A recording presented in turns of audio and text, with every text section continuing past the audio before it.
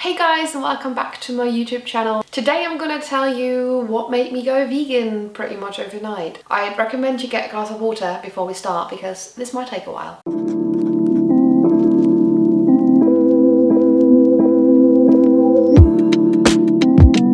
I first went vegan about 5 years ago by now, so it was around May 2014. Up until then, I wasn't even a vegetarian. I was basically just eating everything that I always ate in my entire life. I grew up in Germany together with my family. All of them are carnivores. So in my childhood, there was like a lot of meat on the plate, especially because it was Germany. My mom made a lot of like traditional German dishes. She herself grew up in Bavaria, where lots of the dishes are very meat-based. All of the main dishes that we've had, especially the family dinners that we've had together on a Sunday or the family lunches, were all very meat-based. The older I got, I didn't like the taste of meat, so I always just tried to, avoid eating it, just eating the veggies my mom made, or I would just eat like the tiniest portion. When I was about 11 or 12 years old, we actually went to visit some family friends in Bavaria where my mom grew up, and the dad of that family is actually a hunter. Once or twice a year, usually in autumn time, he goes and hunts. I remember this one scenario where we visited them and my dad actually went with him to hunt, because for my dad it was not so much about the actual hunting process. He actually just liked sitting in the forest in the quiet when it was getting dark and just having the silence there and waiting for hours until something would come near. And I remember this one day where they had gone together and we were at their house. As I mentioned, I was about 11 or 12 at that time, and when they were coming back they were telling us like, oh, we shot a deer, and I was like, oh my god, I want to see the deer, oh, I want to see the cute deer. I was so young, I didn't really realize what that meant and that the animal was dead. For me, when I had the image of a deer in my head, I always thought of like a really cute animal, and I really wanted to see it. So I ran to the car where they had the deer and I was really shocked because the deer was basically lying in this massive tub that they had in the boot of the car. What they had done from there is basically they cut open the deer on the side and they put a gloved hand in, pulled out the liver, and then I saw how they hung up the deer in a basement room that they had just for this sole purpose. They hung it up with a hook underneath the jaw just to kind of bleed out. And I think like seeing all of that kind of switched something in my brain. The next day, ironically, we had like a Bavarian soup with liver dumplings, and to this day, whenever my mom ever cooked this at home, I started feeling so sick from this smell because I just simply couldn't stand it anymore. And I think that was the very first time I actually made that connection about what it meant to be eating animals and to be eating animal products. However, I wasn't vegan after that. I kind of feel I was still too young to kind of make that connection properly and also to know that I have a choice myself. For me, when I was growing up, I basically just ate whatever my mom cooked, and this is how it worked in our household. And if there was something I didn't want to eat, my mom would be really annoyed. So I was just kind of forced to eat it. And I didn't really think about it much anymore because it just made my life easier at the time just not to question it. However, the older I got, the more I kind of questioned whether it's really right what I'm doing there, whether I want to support it or not, and I couldn't really make my mind up about it. I always thought not eating animal products was probably the more ethical choice, or just the kind of choice that I could support more. But at the same time, I also had the feeling like, oh, I could never do this, or maybe I could be vegetarian, like not eating meat. I could imagine doing that, but not eating animal products at all. A lot of the foods that I ate and a lot of the animal foods that I ate growing up had like a big comfort factor for me, so I just simply couldn't imagine not eating them. Of course, for me it was mainly cheese, which is probably the most cliche thing I can say right now. I really used to love cheese and I put cheese on everything. But yeah, so this is just how it was for me. So I kind of had this in the back of my head and always kind of thought, yeah, like that would be the best thing to do, but it's too much effort for me. I can't do this right now. It's too difficult. I would have to force myself not to eat it, and then I would just really crave these other things, and I couldn't imagine never eating it again. For a long time, I just didn't pursue anything in that direction, but it was always in the back of my mind. And about 5 years ago, I was in a period of my life where I was just feeling really stuck. I'd lived in the UK for about 2 years at the time. I I was working full-time in a job that I didn't like. I was living in a flat share, and my day was basically just getting up, going to work, sitting there for 8 hours, coming home, not really doing much. I was just feeling really depressed, really. I felt very sluggish all of the time. Like in my head, it just kind of was this thing where I thought like, I think I'm not really giving my body anything good. I think I'm feeling very sluggish. I'm feeling very bloated all of the time. I don't have any energy to do anything. And that was basically the point that I was at 5 years ago. And I always felt like I need to change something, but I didn't know what to change. And I remember this one day, I basically just came home from work. I had another one of those days that was just really boring at work, and I wasn't really feeling motivated or inspired to do anything. And I just felt like I just want to go home. I just want to go lie in my bed and watch a documentary. And ironically, on my way home, I was living in Southfields at the time, so that's right next to Wimbledon. And I remember at the time that I picked up some sushi on my way home, ironically. When I got home, I basically just put on Netflix and I stumbled across this documentary called Vegucated. Vegucated is an American documentary, actually. In the documentary, it's about 3 people from New York. In this documentary, as an experiment, all of them went vegan for 6 weeks. So they all had kind of like different backgrounds and different kinds of struggles that they would face doing this. And I remember I was just watching this documentary and I was just feeling really inspired to do this experiment for myself. Throughout the documentary, they basically brought these 3 people and showed them the factory farms and showed them in what kind of conditions these animals are living in and what kind of conditions the food that they were eating was actually being produced in. And they also took them to the supermarket and showed them what kind of things they need to look out for on product packaging and how they can find vegan things and which things are accidentally vegan that they can easily access in the shop. I don't really know which part of the documentary it was anymore that really motivated and inspired me, but all I know is that while I was watching it, the sushi that I was eating was kind of making me feel slightly sick. And I thought like, I need to stop eating all of this crap. I need to stop putting all of these animal products inside my body because it's not making me feel great. And I think this was about a turning point where I decided I'm just not going to eat this anymore. I don't want to eat all of this crap anymore. I'm tired of this. I'm tired of feeling like this. I'm tired of feeling sluggish. I'm tired of not having any energy. I'm going to change something, and this is what I'm going to change. I'm just going to stop eating animal products. I mean, sometimes probably lots of us have these kind of moments where we feel really motivated and inspired to do something, and then we feel like so enthusiastic about it for like a week or two, and then as soon as the enthusiasm kind of drops off, we kind of go back to doing the things as they were before.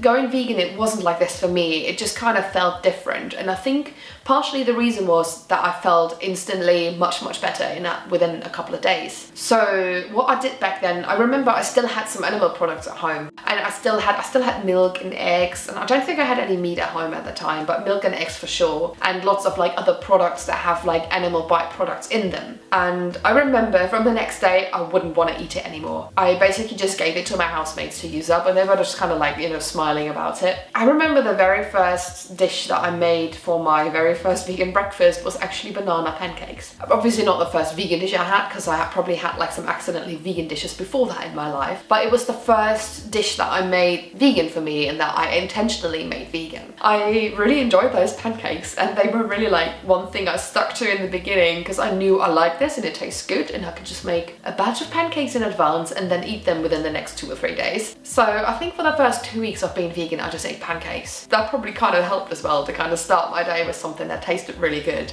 I remember on those first few days, I only did like a minimal bit of research. I wasn't really comfortable with going to the supermarket yet, but as I was going to work, I think I just went to the shop and I just looked for something that was labeled vegan. I think in the first week I was just eating lots of veggies just because I knew that they were vegan and it was the easiest thing to switch. And I think what kept me going on the one hand is that I very quickly started feeling much better. I started feeling less sluggish. I actually started losing weight as well, but that is probably not just down to being vegan, but down to changing the diet and my body adjusting to it, and also eating much healthier than I did before, because I never ate that many veggies. I ate a lot of processed food before, and I maybe had like 10 or 15 dishes that I always ate on rotation, so I didn't have much variety in general in my diet. One of the things that I think kept me going was being interested in finding out, what can I eat? How can I make my food? Like, what kind of things can I find in the supermarket that are already vegan? And all of that I found so interesting, and I think this is what kept me going in the beginning, just finding out what is actually in the food that I've been putting into my body all along. in all. It all just kind of felt like a massive experiment, though as soon as I'd done it, I kind of knew I don't really want to go back, but I also didn't want to put the pressure on myself to say like, oh, I'm never gonna eat animal products again. After all, for me, it kind of started from a health perspective. Right now, I wouldn't say that vegan is the only healthy thing. You can eat healthy on a non-vegan diet. I don't find it very natural, but it's absolutely fine if other people are not at the point where they want to go vegan. I accept that, because I used to be non-vegan as well, and I used to eat animals. I used to eat animal products. I ate all of this stuff for 26 years of my life. Yes, I'm old. So I didn't want to put the pressure on myself to say I'm never gonna do this again. And in the first couple of weeks that I stopped eating animal products, I remember I wasn't even telling anyone about it, because I kind of felt like they would watch me, or that they would judge me for what I would eat, or if I made a mistake. So I just kind of kept it quiet, and I didn't tell anybody about it until I think I first openly spoke about it a couple of weeks after, when I went out for dinner with a couple of friends, because then I was like, I wonder if they have anything vegan in the menu. And that's like the first time I ever spoke about it. I think by that time I was already a little bit more comfortable with knowing what I could buy in the supermarket and what I can't. For me, going vegan has changed a lot in my life. On the one hand, I've been feeling so much better. It really made my body feel instantly better within just a couple of weeks. I had so much more energy. I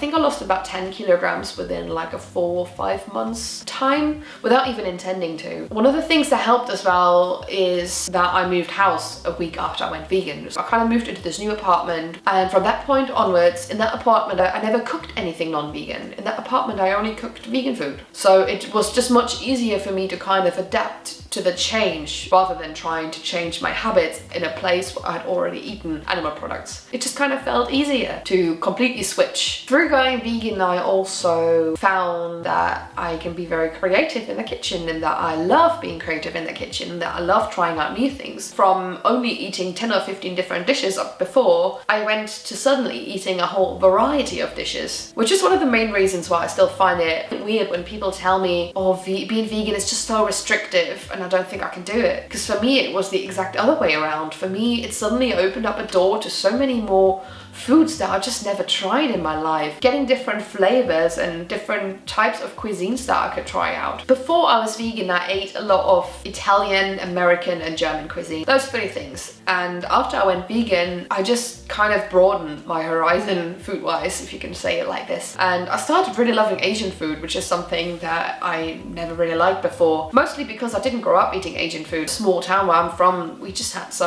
lots of Italian restaurants actually. Some Turkish places and some Greek places. Like, this is the main cuisine that you get there. And Asian was never really anything that was on my list of things that I ate. But nowadays, if you follow me on Instagram, you probably know that I absolutely love Asian food, and I kind of love cooking it myself as well, even though it's not always very authentic. I think this kind of contributed to me feeling much better as well. There was much more variety in my diet. Yeah, I think I'm living proof that vegan diet is not restrictive. And to this day, I can say that going vegan was the best decision I've ever made in my life, because it did not only change how I felt about my body and how I felt about myself, it gave me so much more energy. I was suddenly feeling so much healthier, more energetic. And even to this day, sometimes I really wonder where I get the energy from. I also feel that I'm much more knowledgeable about the things that I actually put in my body nowadays, or the things that I used to put in my body. It's a great gift to know what is actually in the food that you put into your body, because after all, you only get one body in your lifetime. It's your responsibility to fuel that body with whatever it needs, and not just eat random shit that comes your way. I think going vegan was really valuable to kind of teach me that, and to give me that knowledge and that understanding. And on the other hand, going vegan also completely changed my life in the way that I found a new passion, that I realized, oh, actually I really like cooking. I really like being creative and like experimenting in the kitchen and putting different things together and trying out new things. Starting to do that kind of led to me being here doing this today, and starting a recipe blog and uploading recipes, and starting an Instagram account where I would post my food. So yeah, I don't know where I would be today if I hadn't done that. Quite a weird thing to think about. Also, I as I have not been vegan for most of my life, I also know how annoying it can be to have somebody preach you about going vegan, or have somebody preach you about what you should and shouldn't eat. The whole last couple of years and the whole lifetime that my blog has been running, I've never been preachy about what people should or shouldn't eat, because when I wasn't vegan, I would have found it really annoying if some vegans would always just kind of tell me like, oh, you know what you're eating there, or you shouldn't eat this, or you shouldn't eat that. That's not the kind of person that I am, and this is not the kind of vegan that I am. I kind of just like showcasing how easy it can be and how simple it can be to make something tasty that is also vegan, and that you don't have to miss out on anything if you go vegan. You eat a much bigger variety instead of limiting yourself. And I think also this is what makes me and what makes my blog, because I'm trying not to be pushy about anything. Usually most of the times I have any like vegan kind of discussions with other people is because they push me towards it